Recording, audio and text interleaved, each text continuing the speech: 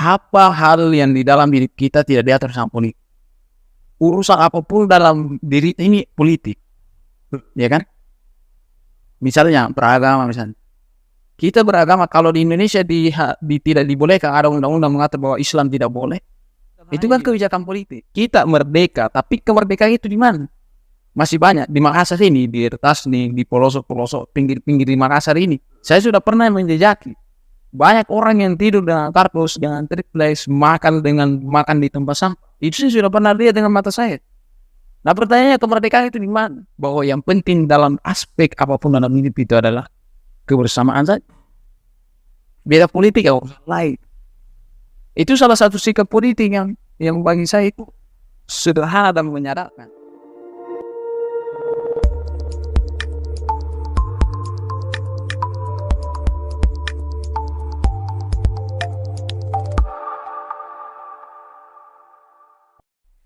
Assalamualaikum warahmatullahi wabarakatuh. Jumpa lagi dengan saya Firmansyah dalam Nuansa Podcast. Alhamdulillah, kembali kita bersyukur kehadirat Allah Subhanahu wa taala, di mana di kesempatan kali ini kita semua masih diberikan begitu banyak nikmat oleh Allah Subhanahu wa taala. Salam dan salam mari senantiasa kita curahkan kepada baginda Rasul Nabi Muhammad sallallahu alaihi wasallam. Baik sahabat Nuansa Podcast, di kesempatan kali ini kita akan kembali melanjutkan obrolan santai kita, dan tentunya kita melihat di tahun 2024 ini merupakan tahun politik. Kemarin di 14 Februari kita sudah melaksanakan pesta demokrasi yang pertama, yaitu pemilihan presiden dan wakil presiden dan juga anggota legislatif. Dan yang kedua ini pilkada, ya, insya Allah dilaksanakan 27 November. Lalu bagaimana sebenarnya kondisi politik saat ini dan juga pilkada yang seharusnya berjalan dengan baik? Kita akan membahasnya di kesempatan kali ini dengan bersama narasumber yang sangat luar biasa. Beliau merupakan Ketua Umum kami daerah Kota Makassar periode 2023-2025, dan beliau juga merupakan bagian dari Lektera Komunikasi. Tentunya sudah tidak asing bagi kita semua. Itu adalah Kak Muhammad Imran Esos Hamzahullah Ta'ala. Assalamualaikum Kak. Waalaikumsalam warahmatullahi wabarakatuh. Bagaimana kabar ini Kak? Alhamdulillah, seperti yang terlihat. Iya. Ya, tentunya ini kami ucapkan banyak terima kasih Kak. Oh iya, siap. Saya sudah berkenan datang di Nuansa Podcast. Siap. Yang pertama kalinya tentunya Kami terima kasih juga karena dikasih ruang untuk berbagi kan.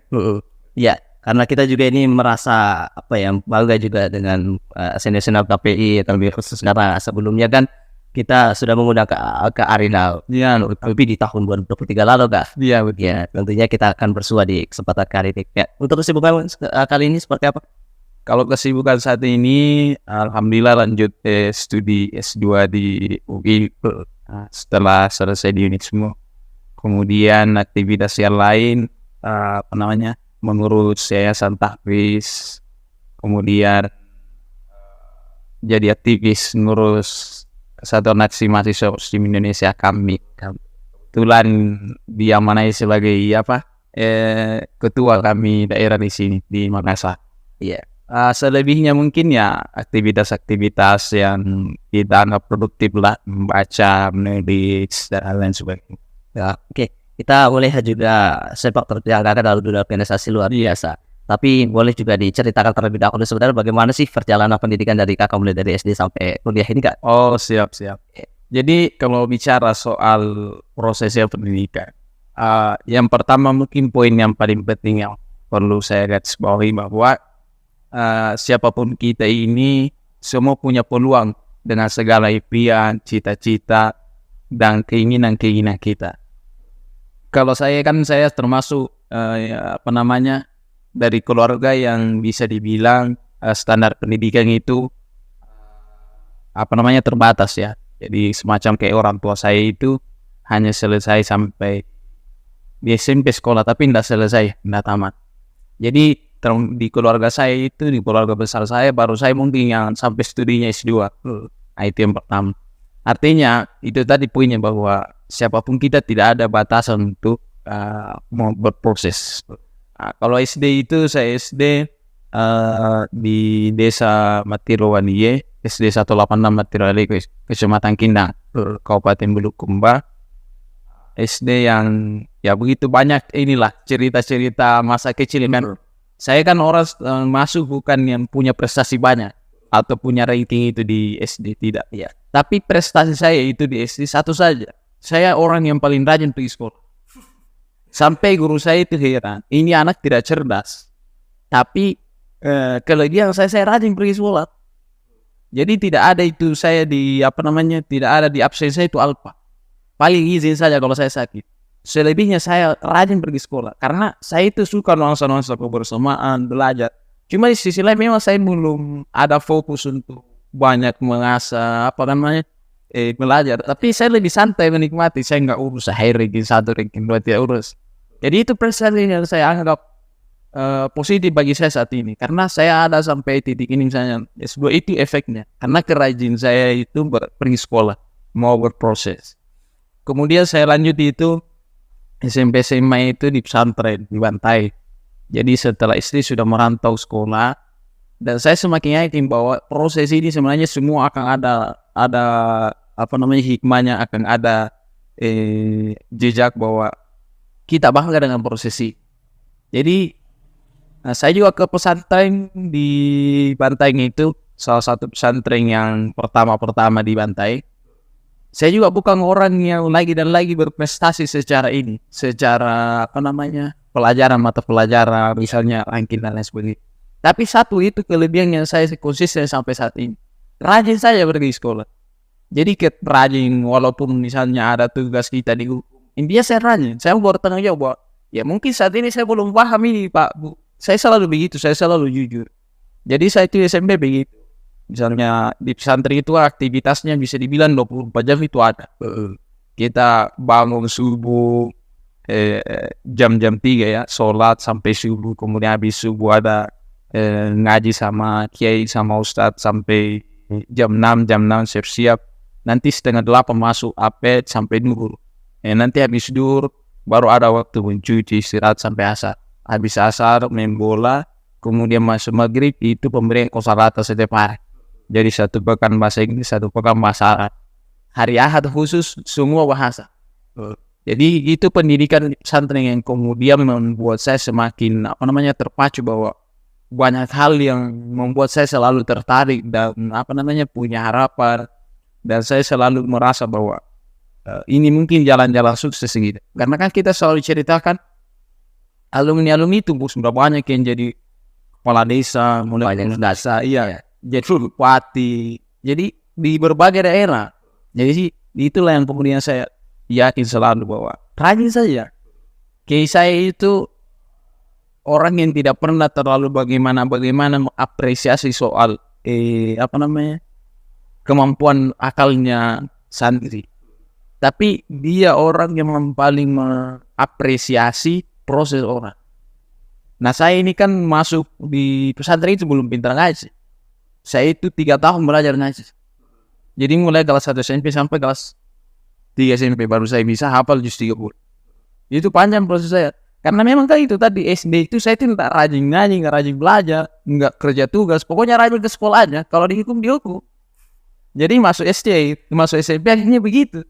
Kosong.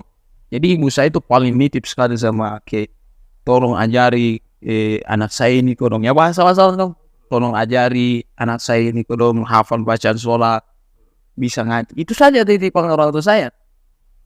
Akhirnya saya juga tersentuh mulai dewasa kan remaja proses ini. Akhirnya saya fokus belajar. Jadi 3 tahun itu SMP baru saya hafal juz 30. Hafal juz 30 itu karena kiai saya itu dia melihat kemampuan saya, alhamdulillah bagus di ini. Kalau ngaji kan suara. Akhirnya diasah terus. Walaupun saya selalu ingat itu 3 surah andalan yang selalu saya baca di pesantren. Jadi surat Taurid, kemudian Al-Alaq, kemudian Al-Ghoshiyah. 3 itu yang selalu saya baca. Tapi dari 3 itu setiap saya ibam dari ayat pertama sampai terakhir itu selalu ada yang salah. Tapi saya selalu yakin bahwa saya harus menikmati proses. Saya tidak pernah menyerah. Sedangkan teman-teman saya ini jauh sudah hafal mereka, sudah di Al-Baqarah dan sebagainya. Tapi saya tidak pernah patah semangat. Apalagi kan kita ini kalau misalnya diejek sama teman-teman. Saya tidak pernah jawab itu teman-teman. Saya tidak pernah urusi mau bagaimana. Pokoknya saya jalani saja. Akhirnya saya hafal juz 30 di kelas 3. Karena suara saya ada ada kelebihan atau kiai ini menilai bagus. Akhirnya diasah lah saya. Disitulah mulai saya ini semakin bangga dengan proses yang saya sudah lewati. Karena kiai itu tidak melihat, oh ini gagah, ini bagus, ininya, ini begini, tidak. Saya yang anak dari desa ini, anak kampung, dikasih ruang. Yang paling dekat dengan kiai itu salah satunya saya. Dia pergi di acara-acara, saya selalu dibawa untuk ngaji. Di situ saya semakin bahwa proses ini harus jangan terlalu ekspektasi instan gitu. Sehari 2 hari tidak. Tapi yang panjang perjalanannya dan semua punya hikmah. Akhirnya saya menikmati masuk SMA, saya sudah sering dibawa sama kiai. Dimotivasi lah, disitulah saya mulai dimotivasi untuk bisa banyak bermanfaat untuk orang-orang. Bicara dakwah lah, karena kan kiai saya ini sebelum dia buat pesantren, dia pernah anggota dewan di Kabupaten Bantai dari 2004 sampai 2009. Nanti 2009 jadi pesantren. Jadi banyak insight yang selalu diberikan sama kiai saya. Jadi proses itu panjang sampai saya SMA, hafal lah saya juz 28, 29. Ada tambahan kan? Ya, di juz awal-awal itu ya paling sudah ayat-ayat pilihan kan?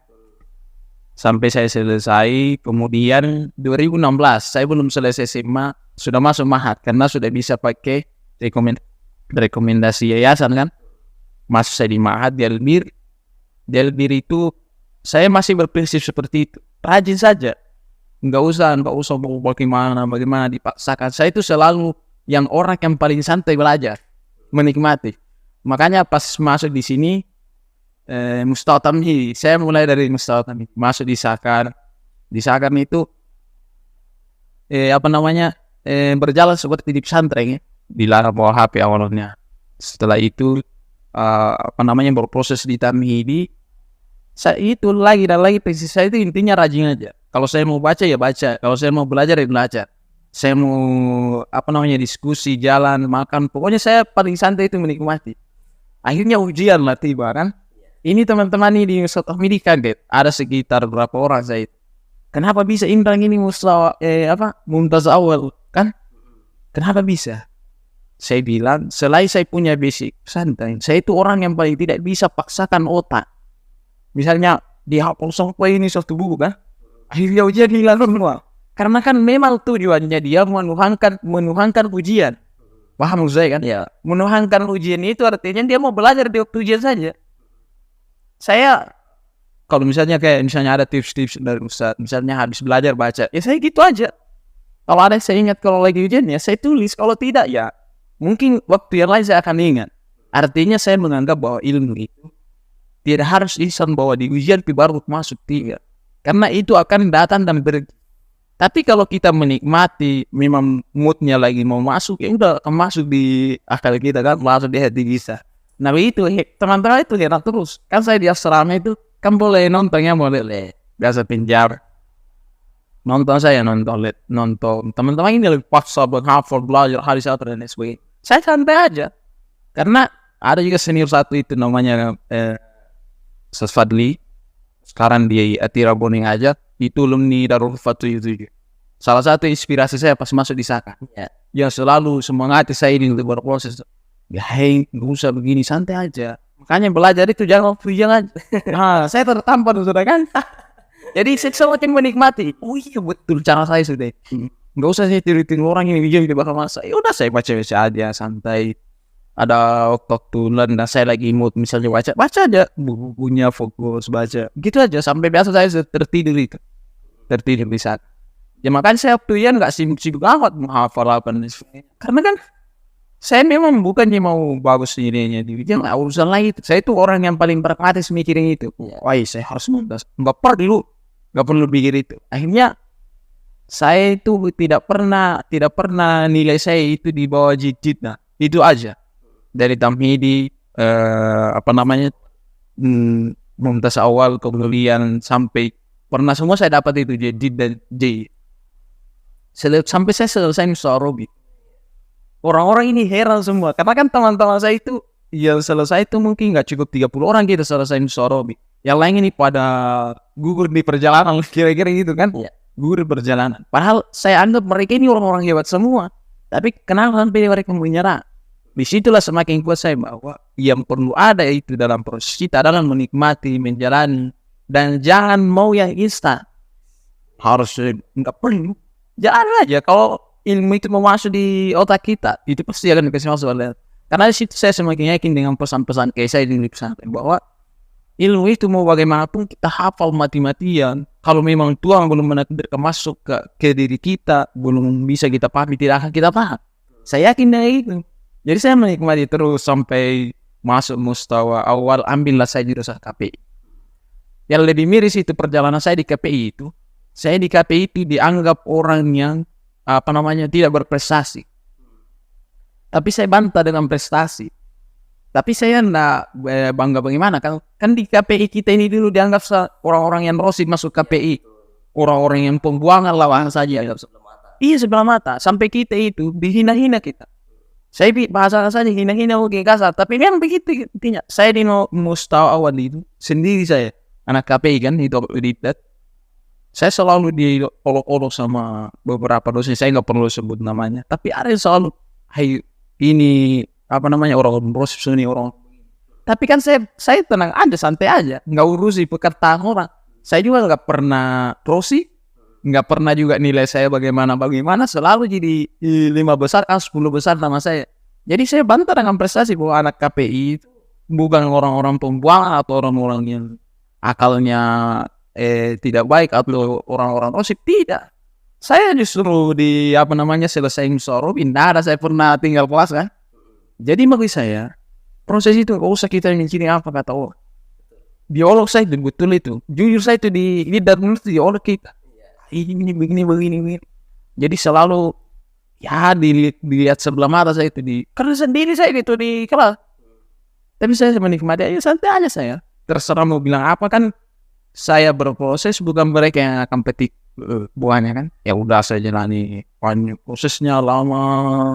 Akhirnya mulailah KPI banyak yang minati kan. Anak KPI ini dipercaya untuk ke pelosok-pelosok. Sampai saya termasuk juga yang pernah dikirim kan. Itu saya makin bangga ini yang jurusan KPI. Akhirnya dosen-dosen yang kemudian tidak suka dengan anak-anak KPI karena dianggap para rosimun ini jadinya, itu malah jadi dosen di KPI. Malah bangga dengan anak KPI dengan prestasi-prestasi yang dimiliki. Jadi bagi saya, kita menjustifikasi orang itu bukan tugas kita. Tugas kita itu menikmati proses. Dan merespon perkataan orang itu bukan tugas kita. Tapi tugas waktu. Iya, saya itu selalu yakin bahwa orang yang akan menghina kita itu kelak akan memuji kita. Atau akan melututkan kita. Nah itu saya sudah sering rasakan. Makanya saya itu kalau orang aing orang ini ya terserah apa. Iya kan? Iya betul. Santai aja gitu. Jadi saya itu paling menikmati belajar. Makanya ya orang misalnya bilang saya berprestasi, ya urusan orang lah. Saya bersyukur juga dan bahagia karena ada yang mendoakan. Orang bilang menghina dan lain sebagainya anggap buruk, ya terserah lah. Saya juga bersyukur. Kenapa bersyukur? Karena ya mereka kalau ada butuh sama kita tidak akan datang ke kita kan? Ya, karena dia nggak suka. Makanya saya itu suka perkataan Gus Bahat ini. Ya santai aja, nikmati aja. Kalau ada orang yang bahagia dengan kita, alhamdulillah. Ada teman diskusi, ngopi dan lain-lain sebagainya. Kalau ada yang tidak suka atau benci, ya syukuri juga. Ya minimal dia tidak akan datang pinjam uang. Kira-kira gitu. Jadi begitulah cerita-cerita dalam proses saya itu di pendidikan. Jadi saya itu di pendidikan memang lebih kepada menikmati.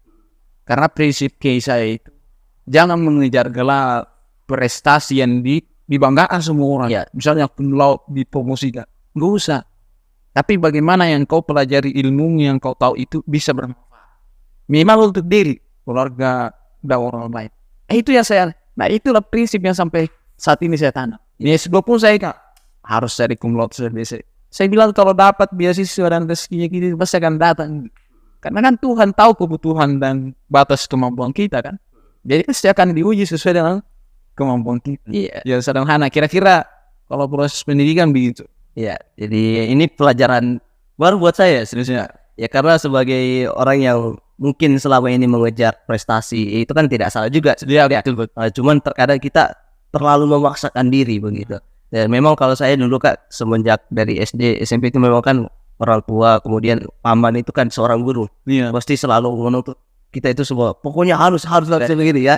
Jadi kita mau ndak mau harus ini memacu diri. Nah, Ternyata di balik itu ada cara lain untuk berproses untuk menikmati itu ternyata. Inilah terjawab sudah ternyata ya kan. Ini bisa dipegang buat teman-teman juga sebenarnya untuk memegang prinsip kalau tidak semuanya itu harus diraih dengan cara yang instan ya. Oke, itu kan tadi kita sudah mendengar prinsip yang kita pegang selama ini. Dan itu tidak menutup kemungkinan mengantar kepada satu prestasi Kak, yakni tentang berkepemimpinan. Ya, kita tahu Kakak selalu jadi seorang ketua umum di kami daerah Makassar. Selain dari itu bagaimana sih proses Kak selama ini yang sampai menduduki seorang ketua seperti itu Kak? Atau pernah sebelumnya menjadi orang yang bergelut di organisasi Kak?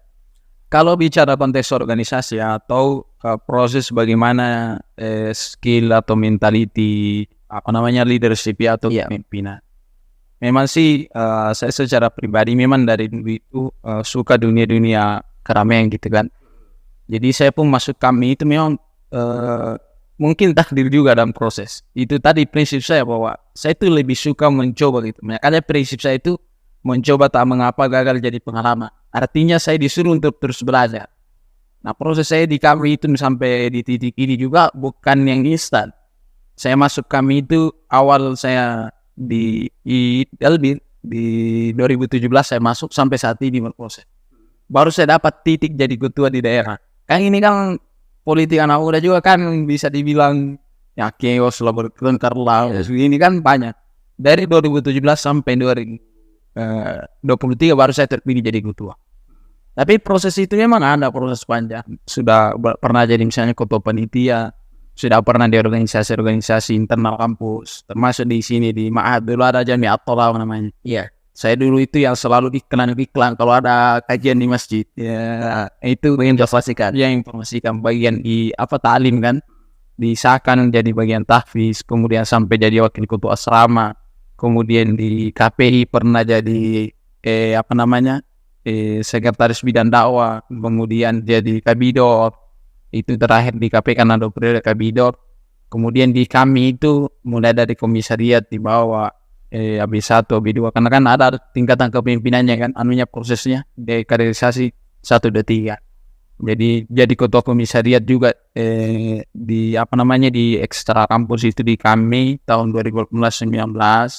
Kemudian sama periode saya itu di kabidor juga periode itu. Setelah itu masuk di daerah sebagai staf di kaderisasi, kemudian masuk lagi di periode selanjutnya sebagai kabid kebijakan publik yang selalu kawal isu-isu atau kebijakan pemerintah ini.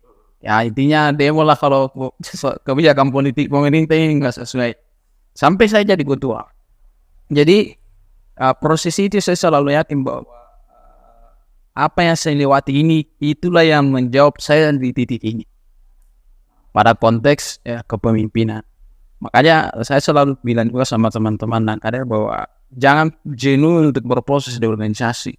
Dan jangan melihat organisasi sebelah mata. Karena itu akan membuat mental kita ini, mental kepemimpinan kita itu minus. Karena kita tidak biasa diterpa dengan hal-hal yang ini kan, menguji mental kita. Jadi seperti misalnya kita ini nahkoda kapal di laut. Jangan berharap selalu air laut ini akan tenang terus saja ya. Tapi kan biasa. Ya, tidak menutup kemungkinan di tengah perjalanan ada badai. Iya. Ada ombak yang besar. Nah, pertanyaannya gimana cara kita itu melewati? Nah, seorang pemimpin dikader seperti itu. Jadi, kalau ada pemimpin hari ini menganggap bahwa begini, itu juga pemimpin. Itu prestasi aja yang mungkin kebetulan aja dia kemarin kan. Ya kira-kira kalau jadi anak presiden nggak gitu kira. Kalau jadi anak presiden sangat bilang kalau mau jadi wakil presiden udah jadi anak presiden aja. Bukan saya bilang menghinakan bahwa prosesnya, ada juga prosesnya, tapi kan instan bagi saya lihat kan. Makanya kan sempat itu di podcastnya Lentera Komunikasi, kami beda sampai penontonnya itu tembus berapa ribu itu, karena bahas itu kan bahwa menjadi seorang pemimpin harus ada prosesnya. Karena kita nggak tahu ini, apalagi kalau seorang pemimpin negara yang besar seperti Indonesia ini ya, yang sampai aset semua dijual, yang sampai ini dijual kan kira-kira. Jadi itu sih kira-kira kalau proses dalam leadership kan. Iya, dan tadi kita juga mendengar bahwasannya Kakak gelut di dunia organisasi dan memegang amanah sebagai yang pengawalan publik itu tadi. Itu tentunya mengawal kebijakan-kebijakan pemerintah yang seandainya tidak sesuai dengan apa yang diharapkan masyarakat, tentu mahasiswa ini tidak tinggal diam. Iya, Ada perlawanan jalanan. iya, pokoknya harus ada perlawanan gitu ya. Tidak mungkin tinggal diam karena siapa lagi yang bakal membela? Kurang lebih seperti itu. Dan itu tentunya mencerminkan bagaimana kondisi saat ini kan. Ada politik-politik yang bisa kita katakan politik tidak sehat gitu kan ya. Nah, ini sebenarnya bagaimana Kak, kita memandang politik yang ada saat ini Kak? Yang pertama itu kan jelas kita secara sederhana memahami politik itu sebagai sarana atau fasilitas untuk jenjang proses memilih pemimpin. Ini kan politik secara sederhana ya, kita memahami bahwa itu adalah proses memilih pemimpin. Jadi ada dalam politik ada dinamika, ada proses seperti ini. Nah kan saya yakin dan percaya khususnya anak muda itu yakin bahwa politik itu adalah proses.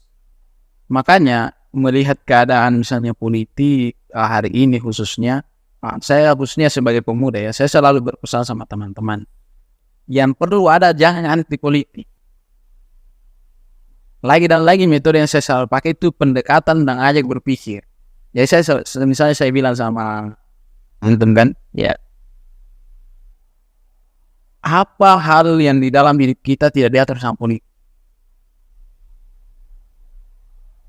Kan kalau kita mau cari tidak ada sebenarnya. Kenapa saya bilang urusan apapun dalam diri ini politik, ya kan? Misalnya beragama, misalnya kita beragama, kalau di Indonesia tidak dibolehkan, ada undang-undang mengatur bahwa Islam tidak boleh, itu kan kebijakan politik. Nah coba lihat misalnya teman-teman saudara-saudara kita misalnya di di Cina, di Tiongkok kan bagaimana Islam di sana, bagaimana di misalnya kan, ya bagaimana di negara-negara lain, kan tidak boleh ada Islam. Ini masuk mereka dengan kebijakan itu tidak bisa beribadah, baik tidak bisa bernanda. Nah itu maksud saya. Jadi apa hal bahkan pakai kita pakai ini kan harga-harga barang itu kebijakan politik, urusan pasar, apalagi begitu.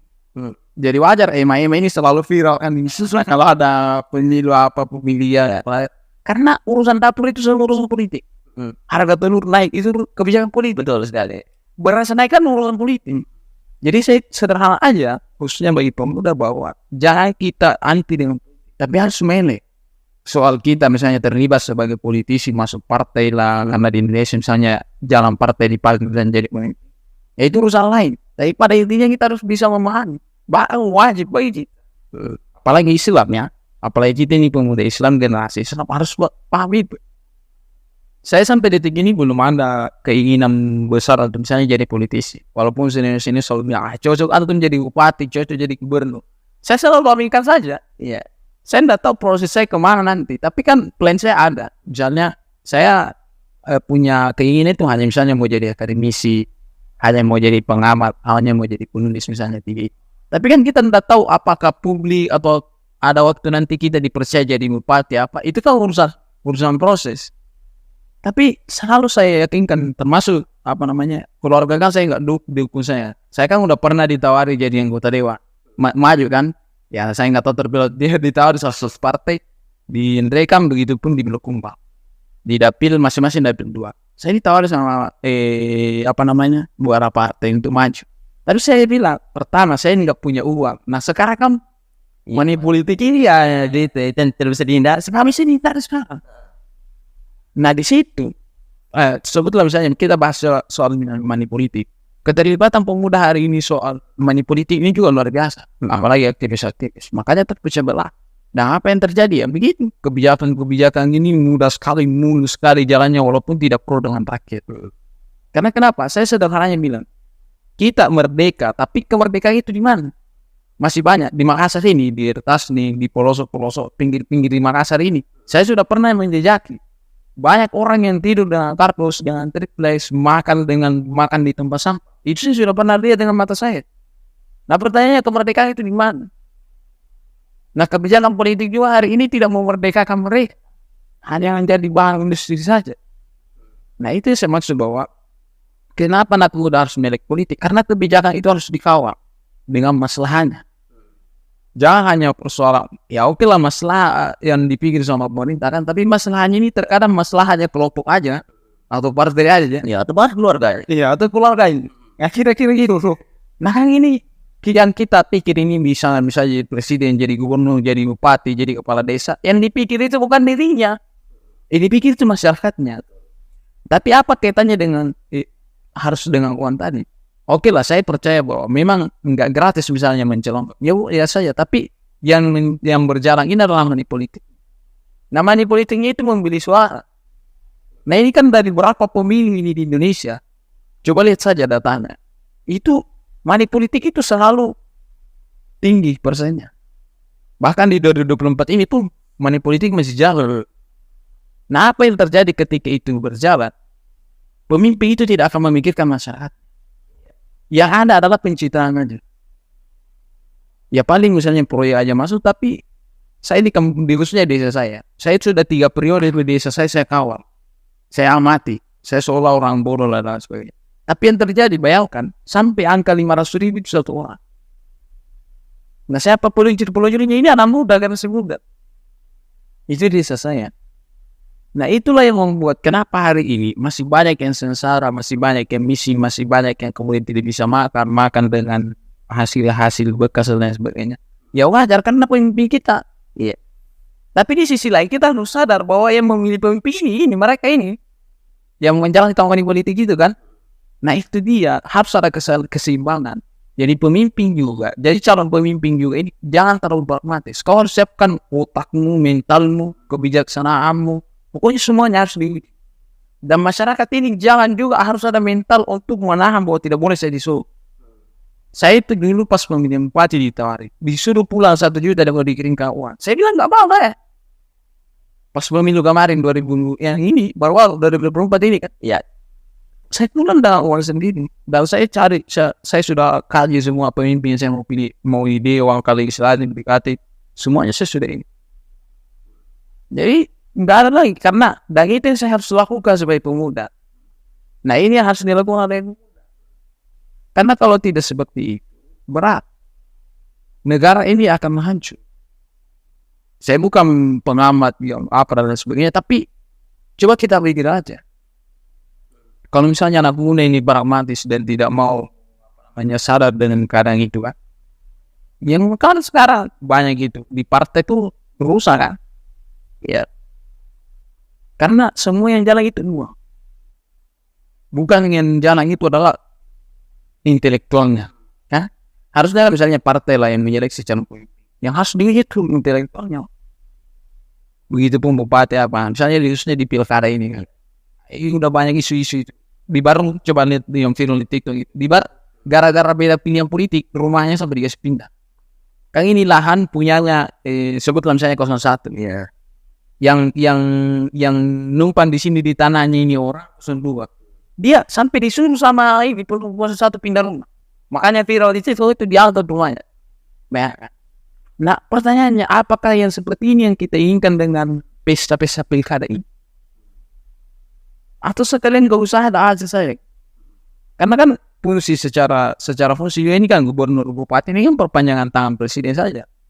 Secara fungsi ya di undang-undang dan di aturan kita bahwa gubernur ini adalah perpanjangan tangan presiden. Apa kebijakan presiden itu harus dijalankan.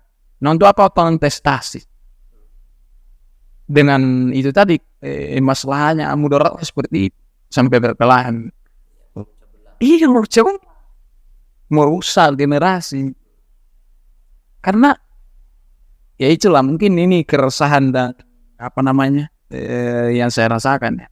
Walaupun mungkin kita ini enggak bicara solusi negara, tapi analisis kita merasakan seperti itu, melihatnya seperti itu. Tapi dasarnya memang kalau kita belajar politik, setidaknya kita bisa memilih begitu ya. Nah, ini yang bisa diberikan amanah dengan baik, gitu. Bukan hanya uang saja yang berjalan. Oke lah, kita lihat memang sekarang siapa sih sekarang yang mencalonkan itu tidak main gitu ya. Mungkin ya atas saya tidak main, tapi yang di bawahnya ini yang biasa dan yang menjadi panjangan tangan dari si pencalonan itu. Nah, akan tetapi masih ada mahasiswa ataupun orang-orang pemuda saat ini yang beranggapan itu bukan bidang saya, ngapain ngurusin begitu. Ya. Nah, itu banyak kita dengar seperti itu, Kak. Lalu bagaimana sebenarnya? Sebenarnya ada yang ditulis sama dosen kita di Mahat kan, Ustaz Rafum, yang soal fikih demokrasi itu kan. Memang perlu kita memahami bahwa Indonesia ini 4 jenis masyarakatnya. Jadi ada yang pro dengan sebetulnya demokrasi atau politik, ada yang tidak pro, ada yang menolak, Pak. Pokoknya menolak betul. Jadi ada yang memang pragmatis saja. Nah, kelompok ini memang juga banyak. Artinya lah ini bukan Allah. Makanya itu saya bilang tadi di awal bahwa kesadaran yang selalu saya kampanyekan itu bahwa kesadaran bahwa kebijakan politik itu mengatur hidup. Bukan berarti kita ini bukan saya sendiri urus diriku. Ininya saya cari ya cocok. Tapi kan yang membuat kebijakan ini misalnya pekerjaan sampai misalnya kayak sekarang tes CPNS ini kan semua negara. Iya. Nah, kenapa kita mau mengatakan saya ini urus diri sendiri? Di petani misalnya, wah saya ini tidak diurusi. Buktinya apa? Kebijakan pemerintah misalnya hasil panen itu siapa yang menentukan harga pasar dan lain-lain sebagainya. Itu semua kebijakan. Harga bibit misalnya, harga pupuk misalnya, kan dari mana? Subsidi sama apa? Semuanya dari ini. Jadi kalau misalnya ada kebijakan tidak boleh ada subsidi. Karena makin bangkrut kan, modal pupuk, modal obat apa dan lain sebagainya, modal bibit. Kalau nggak difasilitasi oleh negara. Jadi itu yang selalu menjadi instrumen bagi saya, khususnya masyarakat awam.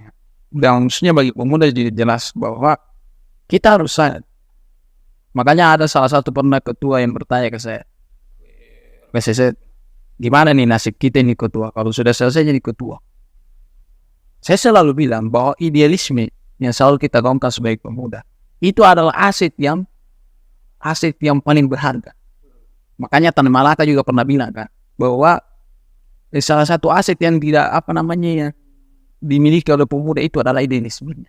Idealisme dalam arti begini, bukan berarti saya ini misalnya idealisme saya sebagai aktivis ini kok tidak boleh masuk CPNS, P3K, masuk jalan. Nah, bukan begini maksudnya. Tapi idealisme yang saya pahami itu adalah bagaimana nilai-nilai itu tetap jaga.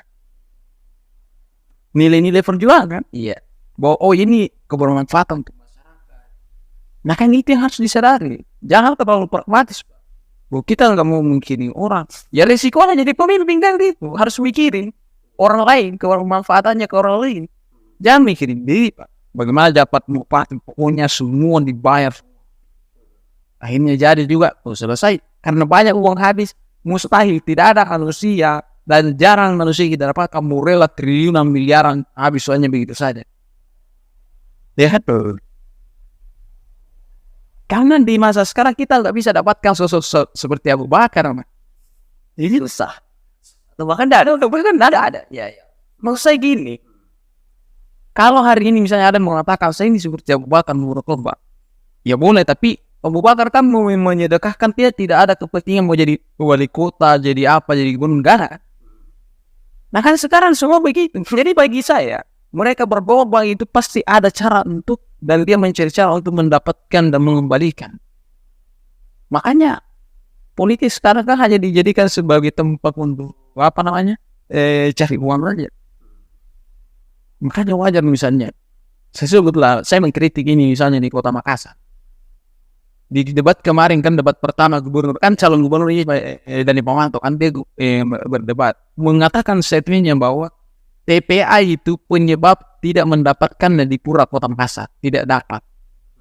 Tapi dia mengatakan di debat itu bahwa kita di masa periode kami kita jadikan sampai jadi asri apa sampai sekarang masih begitu saja TPA. Oke lah kalau ada yang mau mengatakan bahwa sulit untuk dituntaskan itu. Tapi bagi saya, kenapa banyak anggaran triliunan, kenapa bukan itu dibenahi? Fokus itu aja dulu, supaya jadi prestasi sebagai wali kota. Iya kan? Daripada misalnya lorong saja di chat-chat itu sampai miliaran habis waktu. Iya kan? Betul. Saya bicara begini, saya pernah mengadvokasi. Saya pernah turun di jalan tanya-tanya. Saya pernah menulis opini soal sampah soal ini. Dan saya berikan, gimana misalnya soal sampah di Makassar, kenapa berantakan kan? Karena nggak ada fasilitas dari pemerintah, misalnya Di perumahan wajib misalnya punya tempat sampah 4 jenis atau 3 jenis. Basah, kering, kaleng, sama plastik. Supaya dia tidak baku campur bau sebenarnya TPA. Jadi bagi saya, kebijakan politik ini atau politik ini harus kita sadari dan harus memilah dan memetakan. Sosok pemimpin apa yang memang betul-betul memikirkan masyarakatnya. Kalau masih pakai uang naik, jelas akan cari uang. Saya yakin 100%.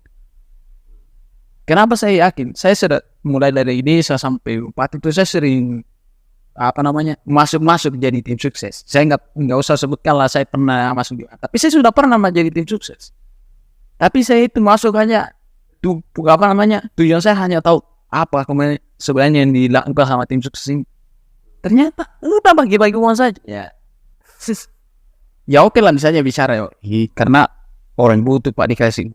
Oke sudah banyak berpikir begitu.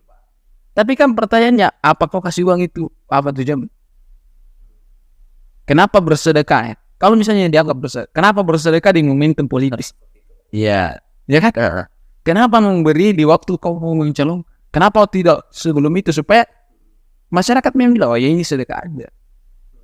Ya kan? Iya. Jadi masyarakat dan calon pemimpin ini politisi saling memborongi. Apalagi masyarakat juga sudah syarat sekarang. Kalau mau beli syarat 500.000 besar. Dan itu sudah terang-terangan dibuat oleh masyarakat. Dan siapa yang buat seperti itu politisi juga. Dan bahkan ada yang menganggapkan siapa yang kasih itu saya pilih. Nah ini dia. Iya kan? Iya. Masyarakat juga berpikir kalau tidak ada orang nggak usah. Karena kita didik juga masyarakat begitu. Di sisi lain masyarakat tidak mau didik pemimpin nggak usah terima. Pokoknya harus tolak. Itu saya maksud bahwa ini ada harusnya ada keseimbangan. Tapi karena misalnya saya sebagai pemuda, sebagai rakyat, bukan politisi, mewakili sebagai ini. Ya kita harus sadar dengan makanya saya saat ini kalau misalnya bicara perang pemuda itu, ya itu harus sadar, kampanyekan kesadaran. Jadi saya itu jujur, di mana-mana saya itu kampanye begitu.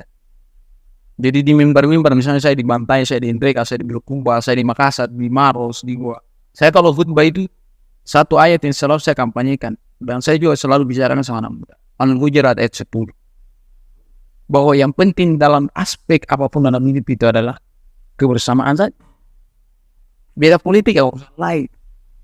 Itu salah satu sikap politik yang bagi saya itu sederhana dan menyadarkan.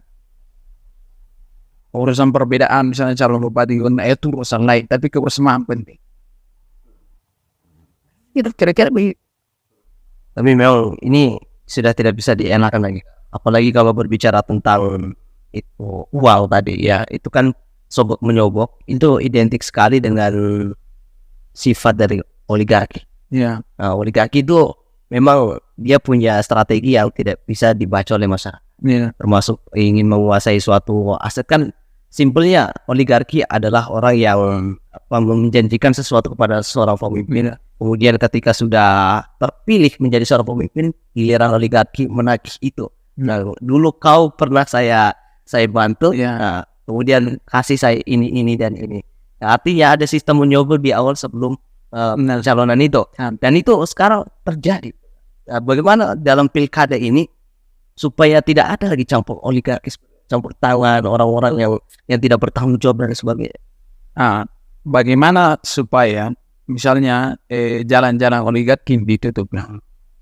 Saya itu jujur, saya orang yang paling optimis ya. Saya pernah bilang bagaimana kalau saya jadi misalnya gubernur atau calonkan jadi wali kota, kalau saya pilih atau tidak? Tapi jawabannya itu waktu saya juga di luar ekspektasi saya kalau dia bilang kalau ada om, ya kan? Makanya saya itu orang yang kampanyekan bahwa ya harus ditawarkan dulu adalah ide. Sebenarnya ada plus minusnya itu kalau bicara itu ya, misalnya saya mencalonkan, kau antum bantu saya kan? Iya. Bantu saya banyak uang lah misalnya kan untuk ini. Tapi kalau syaratnya kalau saya terpilih harus kuberi akses perusahaanmu untuk kan? Dan kira-kira gitulah sederhana. Sebenarnya ada plus minusnya. Makanya harusnya yang ada kayak ada senior saya itu di Sultan, dia gini, dia disponsori sama pengusaha, tapi pengusaha ini tidak ada kepentingan, dia hanya memang mau sedekah kawannya sebagai kawan muda maju saja, dia mau begitu aja dan rela, dia tidak mau intervensi. Maksud saya plusnya itu boleh saja itu dijalankan dalam konteks politik, tapi itu tadi tidak ada tidak ada perjanjian. Nah kan yang terjadi kan yang banyak adalah perjanjian itu. Misalnya jadi kepala desa, saya harus dikasih bantuan ini, BLT apa itu kan. Ya. Jadi semua yang lawan politiknya tidak kok. Walaupun secara hak ini kalau dapat juga, dia harus dapat. Bahkan ini saya lagi realnya di desa saya gitu. Sampai saya langsung ketemu kepala desa. Ada yang berapa tahun itu, dia kan orang tidak ada rumah, apa seorang janda di kampung kan, tinggal di rumah-rumah di sawahnya. Pas terganti di kepala desa langsung tidak dapat hal. Saya langsung datang ke kepala desa. Ini harus dapat. Saya kasih tips, kalau mau jadi 2 periode di desa ini, bantu lagi nih, kembali semua itu yang dulu itu yang kemudian janda apa yang membutuhkan, itu kasih lagi. Karena saya langsung bilang, saya jarang di kampung, tapi saya sekali bicara di desa ini, saya bisa langsung turunkan Bapak jadi kepala desa. Saya langsung bilang begitu. Saya berani bilang begitu, walaupun saya secara tokoan tidak dikenal orang, tapi saya bisa sadarkan orang. Karena saya di kampung kan sudah dijuluki sebagai kiai, ustaz, anak muda yang studinya di Makassar, sekolah sampai S2. Saya sudah kampanyekan itu. Artinya saya mulai menyadarkan orang bahwa yang penting ada dalam sosok pemimpin itu bukan uangnya,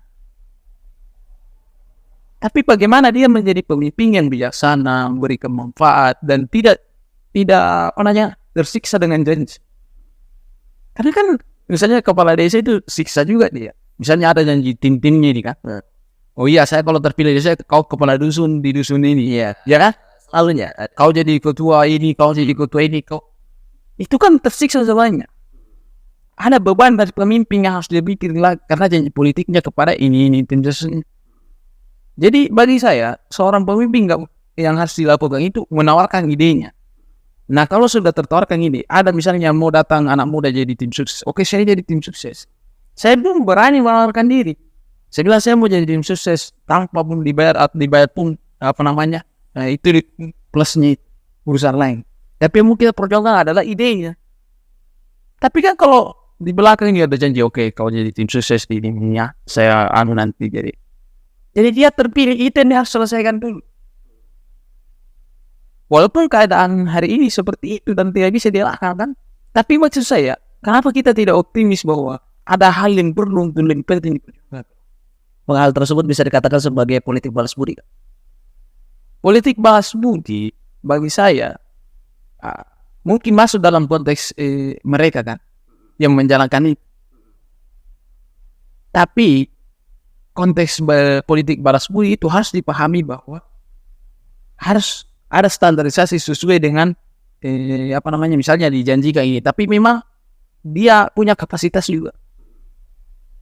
Boleh saja politik balas budi itu misalnya saya maju dan ada yang tim sukses saya ada berkapasitas, kenapa tidak untuk saya isi? Tapi dengan syarat jangan ada orang yang dikambing hitamkan. Maksudnya ini karena ini tim sukses kita ini bukan ini yang kemudian digeser. Padahal kan secara kapasitas sudah mumpuni. Jadi maksud saya sebutlah misalnya kayak presiden sekarang masih banyak menteri yang dipakai kan. Tapi dia mengatakan dengan tegas, kalau dalam waktu 6 bulan kemudian tidak efektif tidak ini bekerja, saya akan mengganti. Ya. Makanya banyak wajah-wajah baru. Karena dia kan itu. Jadi politik balas budi nggak ada yang salah. Tapi praktik itu yang tadi kan bila konteks ceritanya. Nah, kalau misalnya memang berbalas budi itu dia tidak ada bahasa di belakang. Ya kan? Iya. Tapi kan kalau dianggap balas budi tapi di belakang ada, itu bukan balas budi. Itu janji politik. Janji politik. Gitu kan? Kalau balas budi, semisal saya jadi tim sukses, saya kemarin di kami Muktamar saya jadi sekretaris pemenangan. Saya menangkan sampai kemudian jadi calon ketua. Saya tidak pernah mengatakan kalau saya abang terpilih jadi ketua pusat di kami, saya jadi kabit. Saya tidak pernah begitu. Saya mau dia sadar saja apa kapasitas saya di bidang mana saya. Saya ini memperhatikan begitu, dan itu yang saya perjuangkan di organisasi. Saya juga jadi ketua hari ini ya karena kepercayaan teman-teman. Saya hanya mau kembali harusnya kita ini begini di kami kan. Saya tidak pernah ini kau begini. Saya tidak pernah janji juga. Karena kan di organisasi begitu juga. Iya betul. Saya misalnya jadi ketua daerah, komisariat ini, oke. Ketua ini misalnya, ada bahkan dia, kau 5 juta untuk DN, 10 juta subsidi semua DN, dengan nanti saya pilih jadi ketua. Kan begitu. Nah itu yang saya selalu bilang. Kalau misalnya konteks politik, balas budi, boleh saja. Tapi itu tadi tidak ada perjanjian belakang, karena itu yang menyiksa. Ya. Dan tentu itu dua hal yang berbeda. Dua hal yang berbeda. Iya. Dua konteks yang berbeda jauh. Ya, kadang kan ada juga orang yang beranggapan kalau misalnya hal yang seperti itu dibantu, kemudian dibalaskan dengan sesuatu hal yang dijanjikan, tentu itu adalah janji politik. Nah itu janji politik. Dan itu harus dibedakan. Tentu itu tadi kita menyimak bahwasanya ada bahasa-bahasa mengenai kita menawarkan diri sebagai orang yang berkapasitas, gitu kan. Misalnya saya mampu di bidang ini, mungkin saya cocok di bidang ini. Nah, kemudian di sisi lain ada yang beranggapan bahwasanya seperti itu adalah minta jabatan. Bahwasanya kalau kita ingin ini berarti minta jabatan. Nah, bagaimana kan menyikapi yang seperti ini kan sebenarnya? Saya sebenarnya soal meminta ini kan bagi saya sebenarnya tidak. Meminta itu bagi saya dalam konteks politik, misalnya meminta, saya ini, tapi bukan dengan kapasitasnya baru meminta. Ya. Tetap mungkin orang akan mendefinisikan saya minta di bidang ini karena memang saya di sini. Kayaknya meminta, tapi kan ada unsur memaksa gitu. Nah itu beda sebenarnya. Meminta dan menawarkan itu beda. Saya kan dengan kapasitas saya di sini, saya menawarkan, saya tidak meminta. Kok kasih? Iya kan? Iya. Tapi kalau meminta itu, definisi yang dalam konteks politik itu hal yang memang kayak harus gitu kan. Karena dia yang membutuhkan. Yang meminta ini yang membutuhkan kan. Tapi kan kalau saya menawarkan beda, saya tidak meminta. Saya hanya menawarkan, oke, saya di bidang ini cocok. Kalau Pak ACC, oke, saya akan jalankan. Ini program saya. Harusnya gitu cara berjalannya ini negara. Tidak karena ini orang ada banyak uang di sana. Kita masuk aja sih. Pokoknya berbagai macam ini saja sampai dapat itu. Tapi akhirnya nggak maksimal kan. Yang ada korupsi kiri kanan. Penyalahgunaan fasilitas negara kiri kanan. Jadi bagi saya, sebenarnya bukan meminta kalau misalnya kita mau menawarkan begitu. Misalnya, saya cocok di bidang ini, saya ada begini. Bagi saya itu menawarkan ini dengan gagasan. Dan itu beda. Meminta itu kalau saya bilang, kasih ke air, kasih ke makanan, kasih ke bidang ini. Itu kan meminta, tapi memang harus ini dikasih gitu. Harus dipenuhi. Kasih penuhi. Tapi kan kalau saya menawarkan ya, kau penuhi atau tidak terserah, dipenuhi bagus, tidak dipenuhi tidak ada masalah. Nah itu yang hilang soalnya. Sama di organisasi saya selalu bilang, kita menawarkan orang ini, tapi dia siap atau tidak, nah kapasitasnya atau tidak, jangan sampai dipaksa kan. Akhirnya ini keadaan nggak mau berproses karena saya nggak tahu di sini. Misalnya di organisasi, misalnya sebutlah kaderisasi kan, dia basicnya misalnya publik ini suka demo, advokasi, konsolidasi, tapi dikasih kaderisasi ngurusin kader nggak paham ya kan? Iya. Nah maksud saya itu kan kalau misalnya dia meminta di bidang itu, memberikan, saya bisa di bidang itu kan sebenarnya menawarkan. Ya oke lah kalau ada orang yang mau mengatakan mendefinisikan meminta, tapi kan ada value-nya di situ kan, karena dia menawarkan ada ide dan gagasan. Artinya itu penawaran saja. Di CCC tidak. Tapi kalau meminta secara utuh dengan tanpa dibarengi kapasitas, itu beda lain. Iya. Sudah kembali lagi dengan pemimpin bisa memilah mana yang cocok, mana yang berkapasitas dan mana yang tidak. Dan tentu ini juga pilkada memandang seperti itu kan sebenarnya. Ya kan, pemimpin mana yang cocok untuk melanjutkan regenerasi pemimpinan itu sendiri.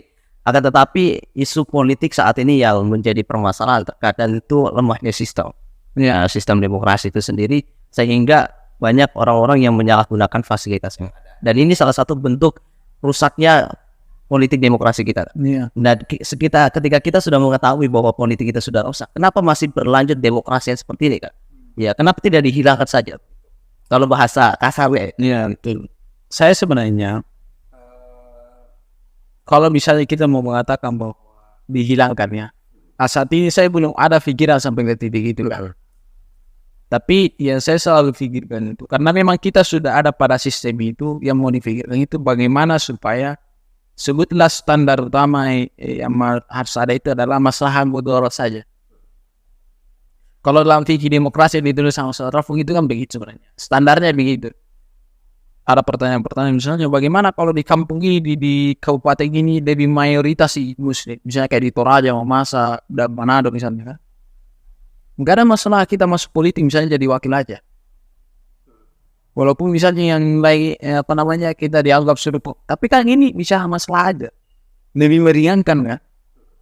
Nah kalau soal misalnya bagaimana sistem, sebenarnya demokrasi kalau kita mau menjalankan sesuai dengan aturan yang ada atau sederhananya definisi dari para pakar toh, bahwa demokrasi dari rakyat untuk rakyat. Sederhananya gitu kan. Jadi semuanya sumbernya dari rakyat. Jadi akan kembali lagi ke rakyat. Makanya yang raja sebenarnya di Indonesia ini dengan sistem demokrasi gitu ya adalah rakyat, betul. Dan itu yang harus dilayani. Apalagi misalnya Dewan Perwakilan Rakyat. Dia perwakilan, dia wakil kita kan. Kita ini raja, harusnya dia bersuara bagaimana untuk masalah. Presiden disuruh untuk apa sama Undang-Undang 1145? Ya kan? Memelihara fakir miskin. Kemudian mencerdaskan kehidupan bangsa. Dan itu banyak lagi instrumen negara kita, konstitusi kita. Nah itu ya dia disadari hari ini. Yang ada di Indonesia kita ini. Sistemnya adalah sistem politik kontestasi saja gitu. Kontestasi dengan uang lagi bertengkar dengan ini dan lain sebagainya. Tapi nggak ada yang mempertengkarkan bagaimana ide gagasan. Nah, seandainya lagi kepala daerah itu nggak tahu. Saya kalau jadi kepala daerah begini. Ya ada kasus caci maki saja.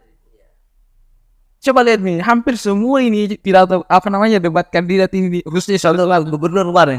Saya nonton sampai akhir kan. Itu kan maksud saya, kalau kita mau melihat pada sisi kepemimpinan, di mana letak kepemimpinannya kalau begitu kan? Iya, hujat kiri kanan saja. Apalagi soal jembatan Borobudur ya, anggaran itu. Kenapa kita tidak saling support? Ya, malah saling menyalahkan. Nah, pemerintah pusat lah, provinsi lah. Ya kan kita mau pemimpin. Kenapa ada pemimpin begini? Masih level ini bertengkar begini kan? Kalau berdebat mungkin nggak ada masalah ya. Berdebat soal ini begini ini masih mending. Tapi kalau sudah saling menyalahkan begini, kan tidak melihat kalau kepemimpinan. Artinya kau tidak bertanggung jawab sebagai pemimpin dong. Entah sebagai wali kota, sebagai gubernur, sebagai menteri di pusat atau sebagai presiden kan. Artinya kau tidak bertanggung jawab, mau saling melempar, saling menyalahkan. Kenapa tidak bilang oke ini mungkin kesalahan di kan? Dia harus berjanji. Saya kalau terpilih lagi untuk melanjutkan kepemimpinan misalnya di gubernur Pak Anies Baswedan misalnya, saya akan membenahi ini. Ya kan enak dia mau memecahkan, dia kasih solusi daripada ini bukan ini tapi pemerintah pusat. Iya kan nangis kalau namanya itu kan. Betul sekali. Dan banyak lagi di kepala daerah itu yang yang termasuk mereka itu kan. Iya. Tapi itu saya bilang miris sekali kalau calon-calon pemimpin ini baku hujat saja kan. Merasa pada sempurna masih. Tidak ada yang hebat, tidak ada yang sempurna. Ada plus minusnya semua. Sisa bagaimana kau hadir sebagai pemimpin bijaksana mencerdaskan masyarakat dan mau mendukung kamu dan kasih ide dan gagasanmu, berikan solusi dari semua soal masyarakat. Kan begitu terusnya. Makanya kenapa kemarin saya berani nulis buku jika saya jadi wali kota Makassar. Saya di situ menulis 5 poin yang harus saya selesaikan. Ya entah bagaimana nanti teknisnya, tapi kan kita tahu pakar gimana nyelesain ini. Nah kan gitu fungsi pemimpin. Betul sekali. Ada anggaran, ada pakar, bayar pakar saja untuk data selesaikan soal sampah misalnya. Sudah ada example, ada Jerman, ada Jepang kan, bagaimana pengelola sampah. Saya nulis itu, jika saya di Kota Makassar, yang saya selesaikan itu soal TPA di Antam misalnya bagaimana. Iya. Bagaimana di daur ulangnya misalnya. Bagaimana supaya tidak numpuk di situ. Bagaimana supaya karena banyak masalah jadi bau. Kemudian kalau antri membuang sampah situ mobil sampah macet sudah tuh Makassar itu.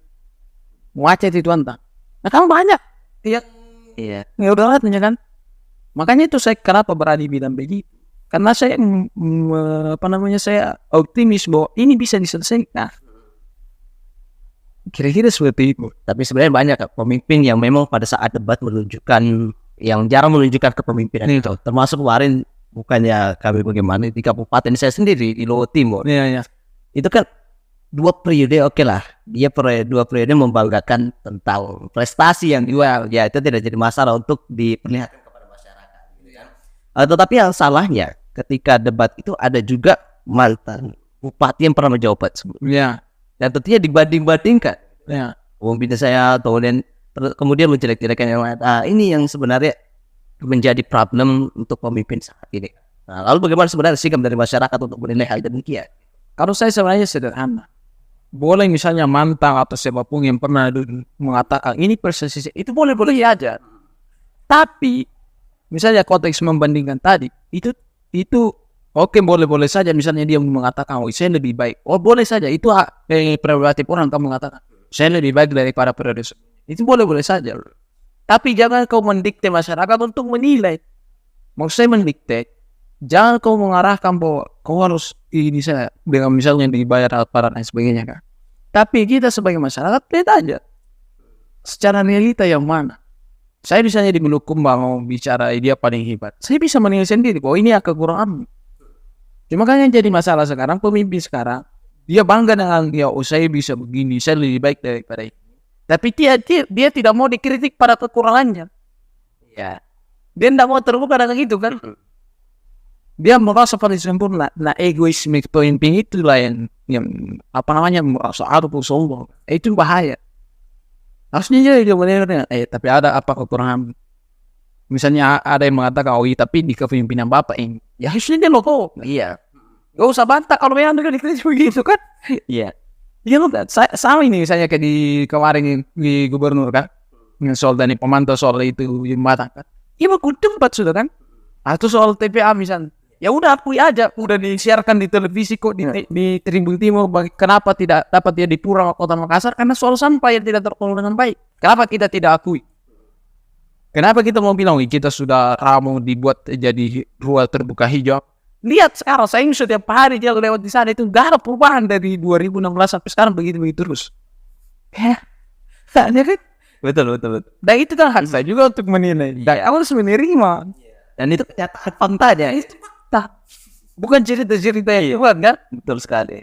Nah itulah kekurangan kita. Mereka pemimpin-pemimpin kita ini politisi kita. Tidak mau dikritik. Tidak mau menerima realita. Nah itu bahaya. Itu merusak gitu. Ya ini memang sudah menjadi rahasia umum buat kita semua. Kita tahu kalau memang kita selalu mengikuti politik saat ini ya. Itu rata-rata memang seperti itu. Dan bahkan ada yang sampai menutup akun komentarnya sama segala macam. Padahal kan maksudnya dia terbuka. Kalau perlu kan misalnya ada akun politisi, saya ini politisi, saya mau main, saya ada TikTok. Oke, siapapun bagi masyarakat yang mau kritik saya apa ini, udah sampaikan aja. Karena kita ini bukan orang sempurna. Makanya saya suka itu satu bupati yang konten kreator juga di Bangka Belitung, Kabupaten Bangka kalau nggak salah kan, Bangka Selatan. Intinya yang ada itu suka main TikTok kan. Itu buka komentarnya. Kalau ada yang komen kan, misalnya ada di sini, dia langsung datang. Itu salah satu example ya. Maksudnya dia mengayomi memang. Itu saya ambil hikmahnya. Dan memang dia jadi konten kreator. Dan dia sering datangi pelosok-pelosok. Itu bagus. Dia mau dikomentari. Ya saya nggak tahu lah bagaimana misalnya secara utuh kepemimpinannya. Karena saya nggak tahu sana. Tapi saya lihat begitu aktivitas.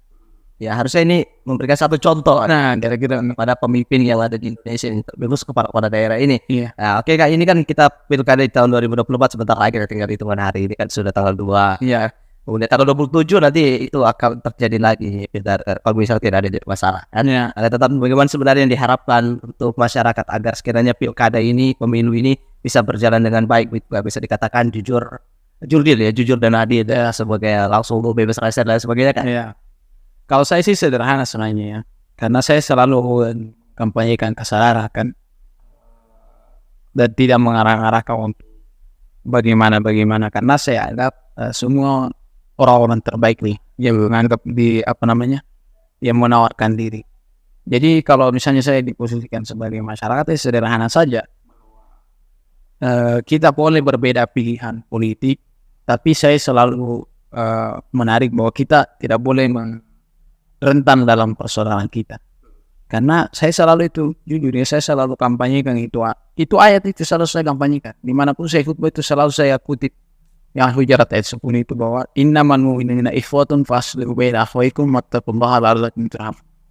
Kalau kita mau mendapatkan derajat takwa, mau mendapatkan derajat kebersamaan dalam hidup ini, dia harus jaga ukhuwahnya. Karena itu adalah sumber instrumen kita diberikan rahmah oleh Allah. Nah itu saya selalu bilang dan kampanyekan ke masyarakat. Saya diskusi dengan bapak-bapak di Peloso bahwa saya kan biasa ditanya juga, siapa yang calon gubernur ini? Misal, kira-kira ditanya begitu kan? Karena kan saya aktif di organisasi juga. Dan saya selalu bilang bahwa soal siapapun yang bapak pilih itu pilihan bapak. Tapi yang satu yang perlu dijaga adalah kesatuan dan persatuan kita dalam instrumen negara kan, dan dalam instrumen Islam pun begitu. Ukhuwah kita, persaudaraan kita sebenarnya. Itu mungkin yang menjadi pesan, Pak. Ya, itu pesan sekiranya sahabat-sahabat guys untuk pemilihan kita di tahun 2024. Dan terakhir closing statement buat teman-teman kita yang ada di sahabat guys. Kalau statement sederhana, prinsip saya itu mencoba apa akan jadi pengalaman. Artinya kita harus terus belajar. Khususnya sebagai pemuda, apa yang mau kita berikan, maka siapkan. Ya, semisal saya jadi bupati, jadi apapun, maka siapkan. Dan proses itu percaya pasti akan kita dapatkan. Kira-kira begitu. Luar biasa perjumpaan kita sahabat-sahabat guys dengan narasumber yang sangat luar biasa, sepak terjang dalam mengikuti perkembangan politik, ya kan, isu-isu politik pilkada saat ini. Dan tentu ini memang kita menganggap memang ini adalah narasumber yang cocok gitu. Ya, untuk membahas politik yang seperti ini. Karena kan kita melihat terkadang ada tulisan lagi tentang politik yang sering kita baca di Lentera Press ya kalau tidak salah deh.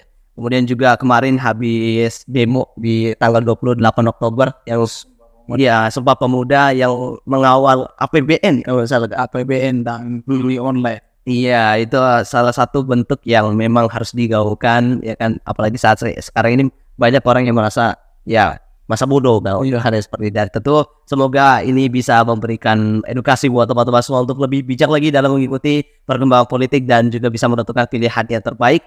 Terlebih khusus untuk melihat bagaimana sepak terjang dan juga ide gagasan yang diberikan, bukan hanya uang yang bisa diajarkan. Kami ucapkan terima kasih banyak Kak. Siap. Iya, di kesempatan kali ini semoga di lain kesempatan kita bisa kembali bersuara. Insyaallah. Ya, sekiranya bisa kami berikan pada kesempatan kali ini sahabat guys, kurang dan lebihnya mohon dimaafkan. Freedom your mind. Wassalamualaikum warahmatullahi wabarakatuh.